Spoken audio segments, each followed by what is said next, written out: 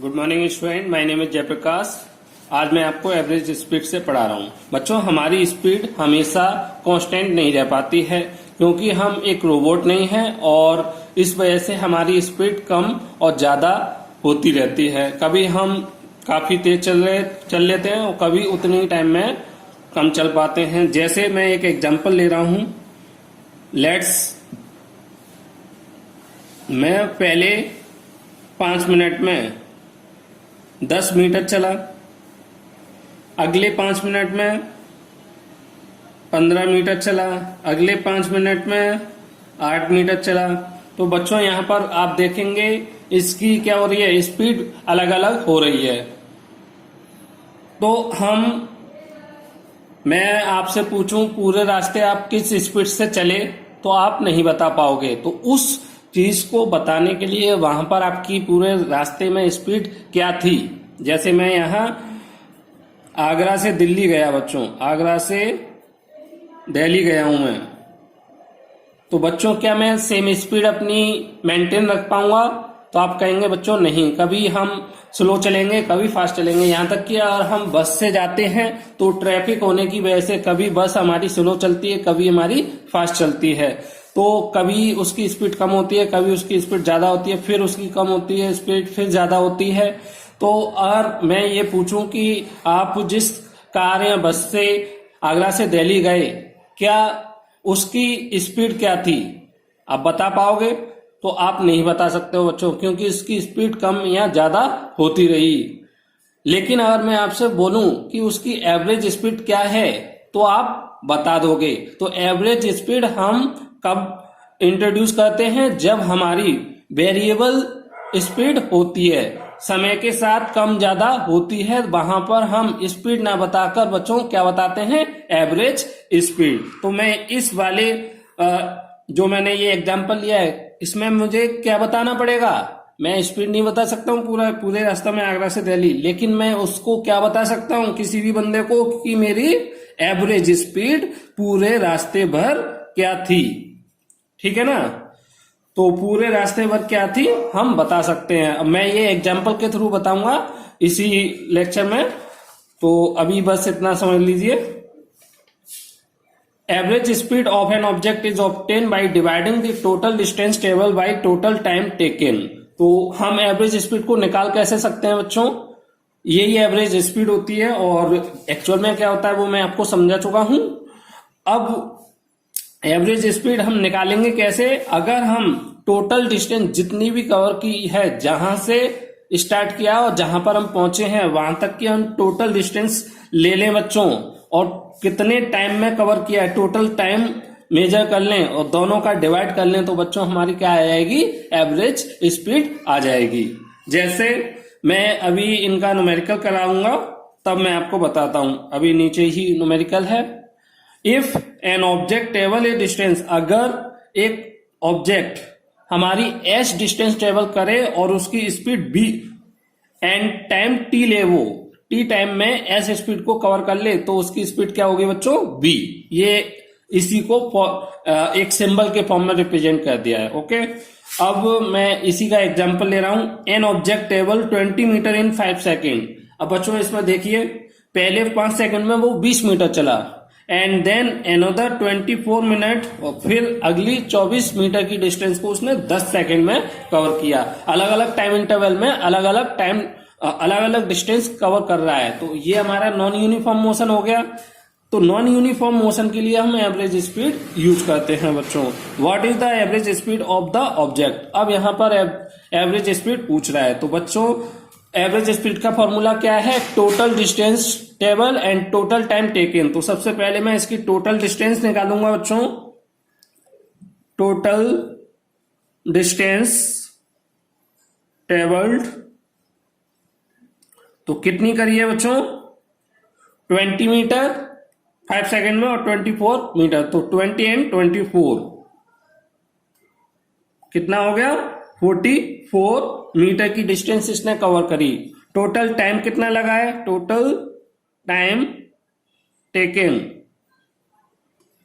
कितना लिया है बच्चों?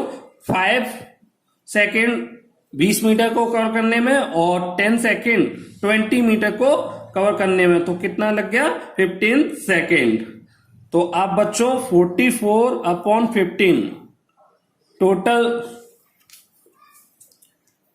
Average speed is equal to total distance travelled upon total time. तो टोटल डिस्टेंस कितनी कवर करी है उसने 44, और टोटल टाइम कितना लगा है 15। आप इसको डिवाइड कर देंगे बच्चों, आपका यहां पर आंसर आ जाएगा। Okay, next. अब इसके कुछ नोट पॉइंट है बच्चों। Speed of an object need not be constant. तो बच्चों ये मैंने बताया था, ये चीज समझाई है, उसको अब मैं एक थ्योरी वाइज लिख रहा हूं। Speed of an object need not be constant. तो ये जरूरी नहीं है कोई ऑब्जेक्ट की स्पीड हमारी कांस्टेंट रहे। In most case object will be non uniform. और अधिकतर आप ज्यादातर केसों में क्या देखोगे, ऑब्जेक्ट कैसी मोशन कर रहा है, नॉन यूनिफॉर्म मोशन कर रहा है। So we describe the rate of motion in the term of average speed. तो वहां पर हम स्पीड नहीं बता सकते हैं, तो हमने एक नया टर्म्स डिस्क्राइब कर लिया उसको बताने के लिए, उस जगह अपनी स्पीड को बताने के लिए क्या, एवरेज स्पीड। तो वहां हम स्पीड ना बताकर क्या बताएंगे, एवरेज स्पीड। ओके, वेलोसिटी बच्चों स्पीड ही होती है, लेकिन ये एक पर्टिकुलर फिक्स डायरेक्शन में अगर हम मूव कर रहे हैं तो हम बोलेंगे वो वेलोसिटी है। तो velocity is the speed of an object moving in A defined direction. जैसे example 5 metre per second north. अगर मैं 5 मीटर पर सेकेंड बोलूं तो बच्चों ये स्पीड होगी, लेकिन मैंने इसमें डायरेक्शन डिफाइन कर दिया। नॉर्थ डायरेक्शन में हम 5 मीटर पर सेकेंड से चल रहे हैं, मीन्स हर एक सेकेंड में मैं 5 मीटर नॉर्थ वाली डायरेक्शन में आगे बढ़ रहा हूं। 5 metre per second north, 5 metre per second north का मतलब क्या बच्चों, इस स्पीड का मतलब है एक सेकेंड में वो कितनी डिस्टेंस कवर कर रहा है 5 मीटर। और नॉर्थ मतलब नॉर्थ की डायरेक्शन में कवर कर रहा है। अभी मैं जो नॉर्थ लिख दिया है, इसी वजह से, इस वाले टर्म्स की वजह से ये किस में काउंट होगा, वेलोसिटी में। अगर मैं इसको हटा देता हूं बच्चों, मैं इसको हटा दूं तो ये हमारा फिर स्पीड रह जाएगा। ओके, तो डायरेक्शन का डिफरेंस होता है हमारा। Note point, velocity of an object can be uniform और वेरिएबल। तो वेलोसिटी भी हमारी यूनिफॉर्म हो सकती है, मीन्स फिक्स रह सकती है, और वेरिएबल टाइम के साथ वेरी कर सकती है, कभी कम कभी ज्यादा, दोनों तरीके की हो सकती है। जैसे हमारी स्पीड यूनिफॉर्म होती है और नॉन यूनिफॉर्म भी होती है। Velocity of an object can be change by changing the object speed and direction of motion और बोथ। अब बच्चों जो वेलोसिटी है उसमें हमारी दो तरीके से हम वेलोसिटी को चेंज कर सकते हैं। या तो उसके मैग्नीट्यूड को चेंज कर दें, जैसे यहां पर 5 मीटर पर सेकेंड नॉर्थ है, अगर मैं इसको 3 मीटर पर सेकेंड, मैं यहां पर मेरा 5 मीटर पर सेकेंड नॉर्थ है बच्चों, मैं इसको दो तरीके से चेंज कर सकता हूं। अगर मैं इसको लिख दूं 3 मीटर पर सेकेंड नॉर्थ, तो भी इसका मैग्नीट्यूड चेंज, ये वेलोसिटी चेंज हो गई। अदरवाइज मैं इसी को 5 मीटर पर सेकेंड साउथ लिख दूं तो भी इसकी वेलोसिटी चेंज हो जाएगी, क्योंकि उसकी डायरेक्शन चेंज हो गई। तो डायरेक्शन को चेंज करके, या फिर ऑब्जेक्ट की स्पीड को चेंज करके, या दोनों को चेंज करके हम एक ऑब्जेक्ट की वेलोसिटी को चेंज कर सकते हैं। ओके, वेलोसिटी हमारी बच्चों एक वेक्टर क्वांटिटी है। वेक्टर क्वांटिटी क्या होती है आपको पता ही है, मैं बता चुका हूं। ऐसी क्वांटिटीज जिनके पास मैग्नीट्यूड के साथ साथ क्या हो, डायरेक्शन हो। ऐसी क्वांटिटी जिनके पास मैग्नीट्यूड भी हो और साथ में डायरेक्शन भी हो, तो ऐसी क्वांटिटी को हम क्या बोलते हैं, वेक्टर क्वांटिटी। वेक्टर क्वांटिटी बोलते हैं।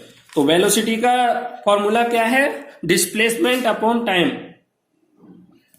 लुक एंड इसको देखिए और ध्यान दीजिए, मैंने यहां पर डिस्प्लेसमेंट लिखा है, जबकि जो स्पीड थी वहां पर हम क्या लेते थे, डिस्टेंस। डिस्प्लेसमेंट एक शॉर्टेस्ट पाथ होता है इनिशियल एंड फाइनल पॉइंट के बीच में, और टाइम जितना टाइम लगे हमें।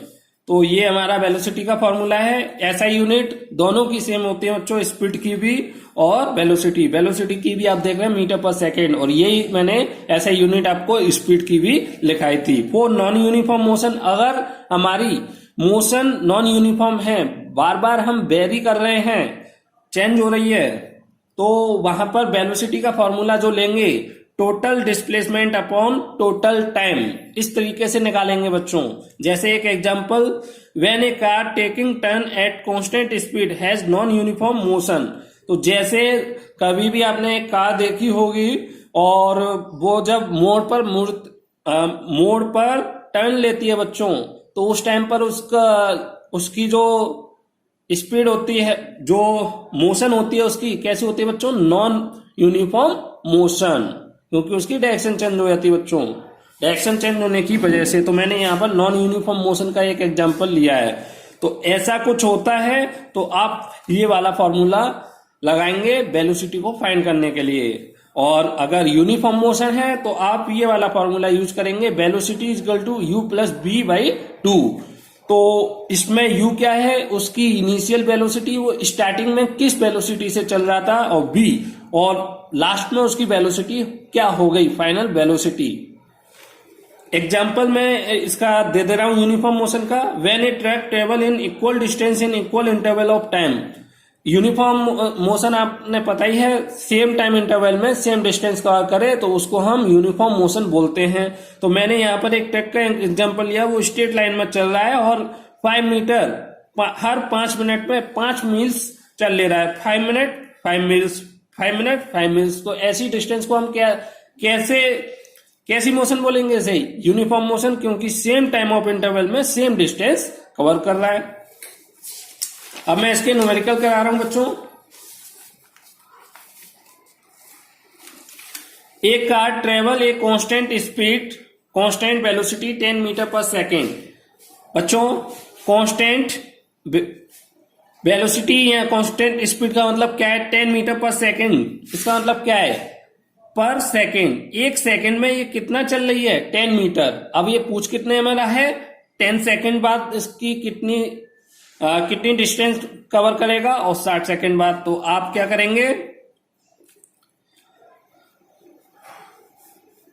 इन 10 सेकेंड में पूछ रहा है तो आपको 10 इंटू 10 स्पीड इंटू टाइम,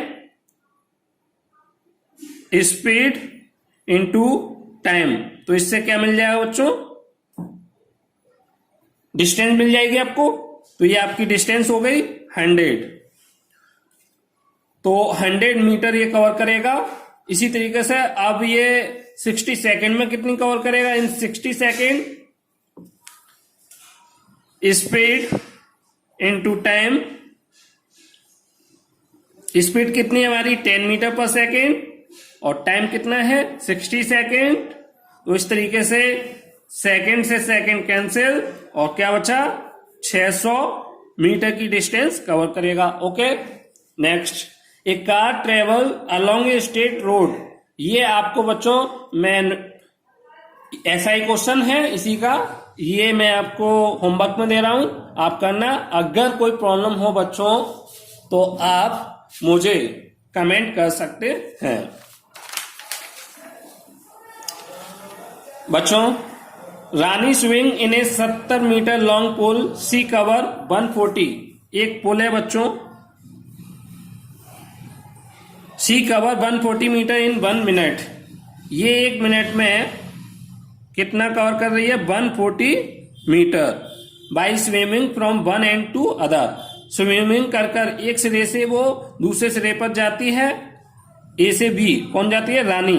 रानी ए से बी पर इधर से जा रही है, स्विमिंग से, स्विमिंग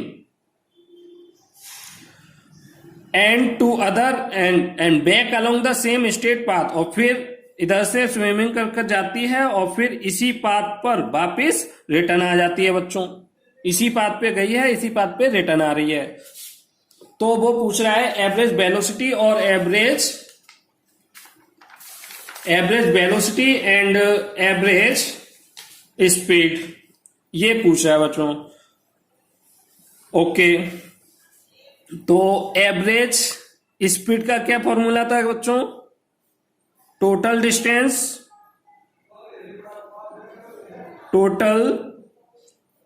डिस्टेंस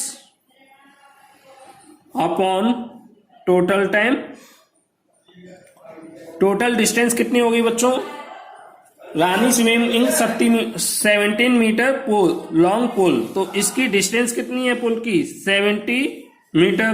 पुल की डिस्टेंस 70 है और 1 मिनट में ये 140, क्योंकि रानी इधर भी गई है और वापस भी आई है, तो इसकी टोटल डिस्टेंस कितनी हो गई? 70 प्लस 70 ए से बी पर, ए से बी में आने और फिर बी से ए पर गई, 70 वो हो गई 140। कितना टाइम लिया इसने? इसको कवर करने है 1 मिनट। लेकिन बच्चों मैंने आपको बताया था टाइम को हमें किस में लेना होता है? सेकंड में। तो 1 minute is equal to 60 second. तो मैं यहां पर क्या लिख दूंगा? 60 सेकेंड। कितना हो गया? 140 अपॉन 60, तो 7/3। ये आपकी मीटर पर सेकेंड, ये आपकी एवरेज स्पीड आ गई। अब इसमें निकालना है, अब हमें क्या निकालना है? वेलोसिटी। और ये हमारी नॉन यूनिफॉर्म है, तो total displacement upon total time, average velocity is equal to total displacement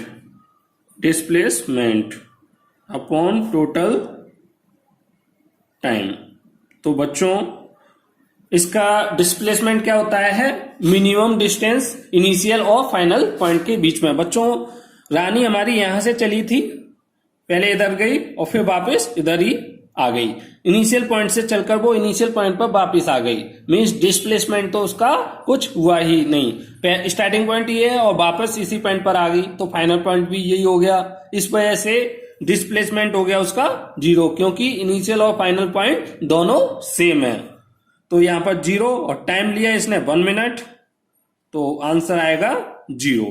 तो एवरेज वेलोसिटी इसकी क्या हो गई? 0। एक क्वेश्चन और करा दे रहा हूं और एक मैं आपको घर के लिए दूंगा। A person walk 4 metre east in 1 second. तो एक पर्सन 4 मीटर किधर चल रहा है? ईस्ट वाली साइड में। देन वॉक 3 मीटर नॉर्थ, ये कितने में चला? 1 सेकेंड में। और फिर 1 मीटर नॉर्थ, तो नॉर्थ वाली डायरेक्शन हमारी ये है बच्चों। पहले मैं ईस्ट की तरफ चलाऊं और फिर मैं नॉर्थ वाली डायरेक्शन यहां पर आया, और अब यहां से मैं नॉर्थ ऊपर वाली डायरेक्शन होगी। यहां पे कितना चला वो? 3 मीटर। कितने में? 1 सेकेंड में। अब वो पूछ रहा है एवरेज स्पीड और एवरेज वेलोसिटी, तो निकालते हैं एवरेज स्पीड। एवरेज स्पीड के लिए तो बच्चों total distance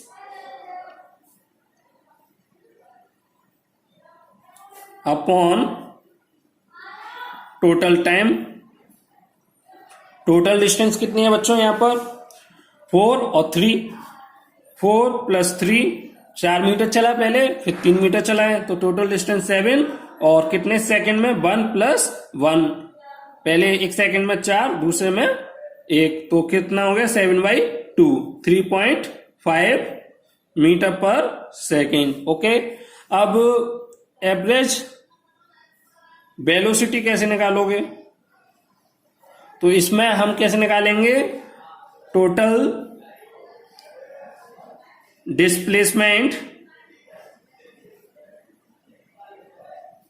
upon total time. Okay, अब बच्चों यहां पे टोटल डिस्प्लेसमेंट क्या हुआ? बच्चों मैं यहां से चला ए से और कहां पर पहुंचा हूं? यहां पर 4 मीटर चला, फिर 3 मीटर चलकर यहां पर पहुंच गया। तो डिस्प्लेसमेंट क्या होता है? इनिशियल और फाइनल पॉइंट के बीच की स्मॉलेस्ट डिस्टेंस, और स्मॉलेस्ट डिस्टेंस हमेशा एक स्ट्रेट लाइन से मिलती है। तो मैं इनको दोनों पॉइंटों को मिला दूंगा, ये मेरे मिल गए। तो अब ये डिस्टेंस कैसे आएगी, तो आपको पाइथागोरस थ्योरम पता होगी। पाइथागोरस थ्योरम में क्या होगा, ये हमारा हाइपोटेन्स है और ये हमारा बेस है और ये हमारा परपेंडिकुलर है। तो हाइपोटेन्स का square is equal to, hypotenuse is equal to base का स्क्वायर रूट में प्लस परपेंडिकुलर का स्क्वायर। तो कितना, 4 का स्क्वायर प्लस 3 का स्क्वायर इज रूट 25 और रूट 25 का रूट कितना आता है 5। तो ये हमारा टोटल डिस्प्लेसमेंट कितना हो गया 5 और टाइम कितना हो गया 2 सेकेंड इसको लगा ये काम करने में। तो 2.5 मीटर पर सेकेंड। ओके, और ये आपका एवरेज वेलोसिटी हो गया और ये आपकी एवरेज स्पीड। बच्चों एक न्यूमेरिकल मैं यहां पर दे रहा हूं, इसी तरीके का आपको ये होमवर्क में करना है। अगर आपको इसमें कोई प्रॉब्लम हो तो प्लीज कमेंट करें और थैंक यू। कोई भी प्रॉब्लम हो तो बताएं, ज्यादा से ज्यादा न्यूमेरिकल्स की प्रैक्टिस करें। Thank you very much.